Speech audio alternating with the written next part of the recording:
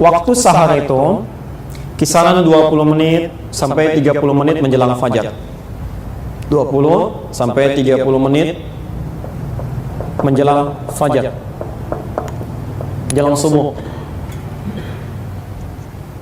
Pelan-pelan.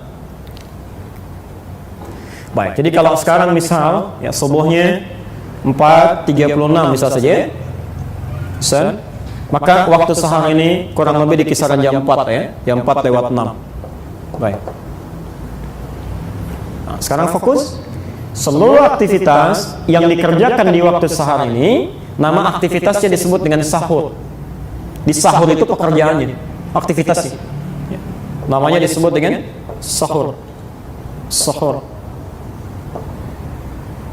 Jadi baik itu makan, Anda berdoa, baca Quran, istighfar, itu aktivitasnya disebut dengan apa? Sahur. Maka di sini Nabi menyampaikan, lihat di antara sunnah yang pertama, ada dua sunnah.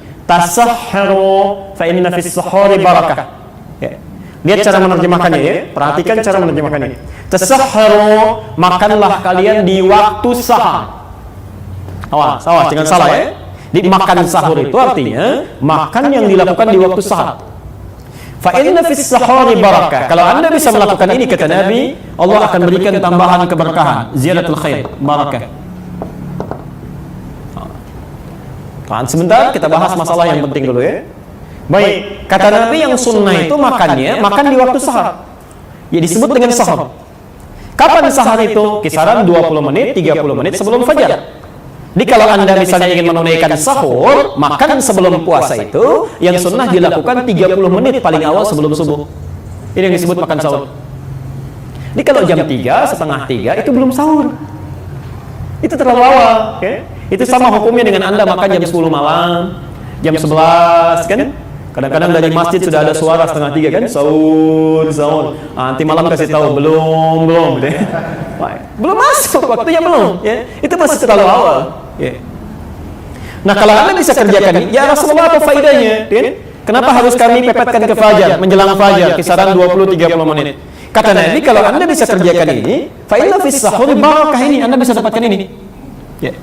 Barakah itu dalam istilah fikih itu ziyadatul khair, bertambahnya satu manfaat dan kebaikan. Di manfaatnya akan lebih banyak kata Nabi dibandingkan Anda makan di awal-awal. Ya. Kalau Anda makan jam 3, setengah 3 kan, itu energi akan bertambah, ada kekuatan. Ya. Tapi beda ketika Anda makan menjelang fajarnya 30 menit. Misal tadi subuh 4.36, maghribnya jam berapa? Tempat kami 17.48 ya. Baik. Bisa saja 17 masa 17.50 saya, sekarang 17.58, 17.50 misal saja. Berapa jam Anda menahan lapar dan haus? Kalau kita asumsikan misal ini 13 jam ya. Kalau kita asumsikan misal di sini 13 jam. Misal saja. Sekarang Anda makan minum sebelumnya, setengah jam sebelumnya. Ya, berarti taruhlah plus 30 menitnya, walaupun pas 13 jam sebetulnya. Ya. Berarti Anda tahan lapar dan haus kisaran ini. Tapi kalau Anda mulai makannya jam 3, setengah 3, berarti plus Anda tahan lapar plus 1 jam lagi. Ya. Dari segi kekuatan sudah tidak berimbang. Ya. Antum yang kisaran waktu seperti ini bisa lebih mudah. Ya. Kami dapat undangan ke Tokyo, itu Masya Allah dikirimkan waktu sholatnya, subuhnya setengah 3. Bisa bayangkan. Maghrib jam 7, Isya jam 9. Jadi kalau langsung tarawih, kemudian langsung misal ada ta'lim, tausiah, ada diskusi, selesai jam 12, setengah 3 ketemu subuh. Ya. Di Jerman sekarang 22 jam. 22 jam. Ya. Di Belanda 20 jam.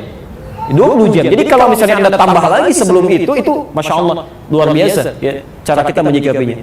Maka demi itu, yang pertama, lakukan, ini tuntunan, ini ada pahala di sini. Ya. Dan yang kedua, dampak dari ketahanan yang lebih tinggi itu dampaknya ke ibadah.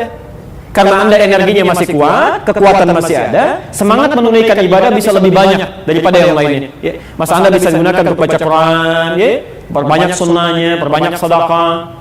Biasanya kalau semakin berkurang tenaga, energi semakin habis, maka bawaannya lemas. Teman lemas itu tidur, pasti itu tidur.